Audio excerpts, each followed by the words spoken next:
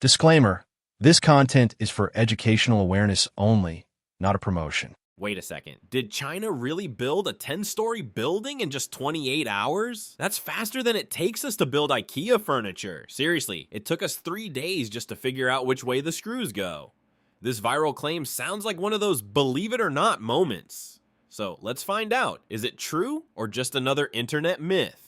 Videos online show cranes stacking giant blocks like Lego, and boom, before you know it, there's a shiny 10-story building. People are asking, is this CGI? Is it AI generated? Or did someone actually speedrun architecture like it's Minecraft? Well, turns out this one is actually real. In 2021, a Chinese company called Broad Group pulled this off in Changsha, Hunan Province. And no, they don't have superhuman workers who skipped lunch, though that would explain a lot.